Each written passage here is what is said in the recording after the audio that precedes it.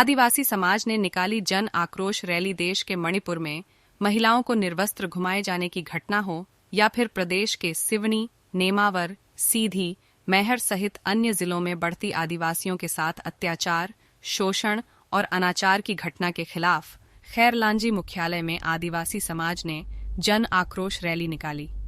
इस जन आक्रोश रैली में जिले भर के आदिवासी समुदाय के अलावा एससी, ओबीसी और अल्पसंख्यक समुदाय के लोगों ने भी हिस्सा लेकर बढ़ती घटना पर अपना आक्रोश जाहिर किया।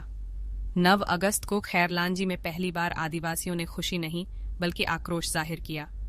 इस दौरान केंद्र और प्रदेश सरकार के खिलाफ आदिवासी अत्याचारों पर अंकुश नहीं लगा पाने पर नाराजगी भी देखी गई। खास बात यह रही कि यह पहली बार है कि आदिवासियों के इस दिवस को आक्रोश के रूप में मनाया, जिसके पीछे सरकारों का आदिवासियों पर हो रहे अत्याचार और शोषण के खिलाफ मौन रहने पर आदिवासी समुदाय ने सरकार को जन आक्रोश रैली के माध्यम से चेताया कि यदि आदिवासियों, अनुसूचित जाति, ओबीसी और अल्पसंख्यकों पर शोषण और अत्याचार की घटनाओं पर अंकुश नहीं लगा तो इसके दुष्परिणाम भी उन्हें भोगने होंगे।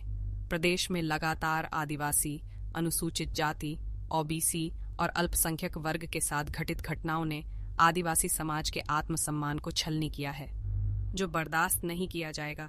जिसके खिलाफ एक मंच से आज 9 अगस्त को विश्व आदिवासी दिवस पर जन आक्रोश रैली का आयोजन किया गया।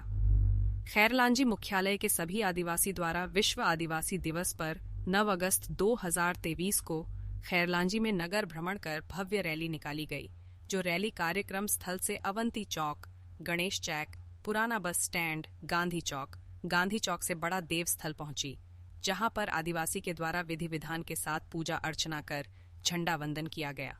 वहीं बड़ा देव स्थल से रैली आम्बेडकर चौक होते हुए कार्यक्रम स्थल पहुंची।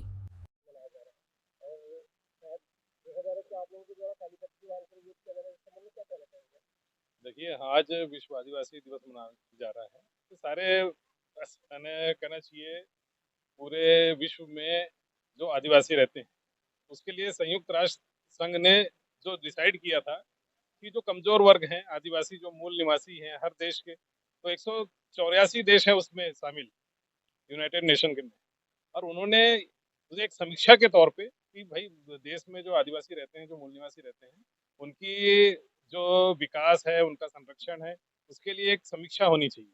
इसलिए यूनाइटेड नेशन ने डिसाइड किया था कि 9 अगस्त के दिन में ये होना चाहिए। तो उसी के आधार पे हम देश के जो आदिवासी हैं, वैसे तो कहना चाहिए कि वो देशज का मतलब है मूल निवासी, जो एसटी, एससी, ओबीसी, माइनॉरिटी, ये चारों को मनाना चाहिए। लेकिन इस देश में पता नहीं क्यों आदिवासियों को ही टारगेट किया गया कि आदिवासी ही मनाए इसको। हालांकि है सबके विकास की और सबके संरक्षण की बात है, और इसलिए हम आदिवासी मना रहे हैं। और ये काली पट्टी जो हमने बांध रखी है, तो राजस्थान में, मध्य प्रदेश में अभी सीधी कांड हुआ, पेशाब कांड, इतनी यानी घोर निंदा करने वाली और इस देश को शर्मसार करने वाली घटनाएं हुई है। मणिपुर में जो महिला के साथ में हुई, भाई महिला तो महिला है, चाहे वो किसी जाति की हो, किसी की माँ है, किसी की बहन है, और वो भी जो कारगिल युद्ध का जो लड़ाई किया सैनिक की पत्नी को, तो सोच लीजिए कि इस देश में नंगा करके उसके जो प्राइवेट पार्ट पे हाथ लगाए गए और उसे सार्वजनिक किया गया, उसके साथ बलात्कार किया गया, उसकी हत्या की गई। तो ये ऐसा देश कहीं विश्व गुरु बन सकता है? तो बस उसी का हम विरोध कर रहे हैं। हालांकि तो हर कम्युनिटी को इसका विरोध करना चाहिए था, लेकिन इस देश में कहना चाहिए कि जो जन जागरूकता है, अवेयरनेस जो है अपनी ह्यूमनिटी, अपनी मानवता के प्रति, वो उसकी कमी होने के कारण में ये एक दूसरे का साथ नहीं मिल पा रहा है। और हम लोग जितने भी आदिवासियों पे, मध्य प्रदेश हो, राजस्थान हो, चाहे यूपी में हो, जहाँ भी जो अत्याचार हो रही है, उसके लिए हम काली पट्टी बांध के इस बार उसको उतना हर्षोल्लास से नहीं मना रहे हैं, लेकिन एक आक्रोश रैली के द्वारा हम लोग सरकार को एक संदेश दे रहे हैं कि भाई इस देश के जो आदिवासी है, जो कमजोर वर्ग के हैं, एसटी है, एससी, ओबीसी है, माइनॉरिटी है, उनके संवैधानिक अधिकारों से उन्हें वंचित न करें, उनके ऊपर शोषण ना हो, उनके ऊपर अत्याचार ना हो। बस ऐसा एक मैसेज हम सरकारों को देना चाहते हैं।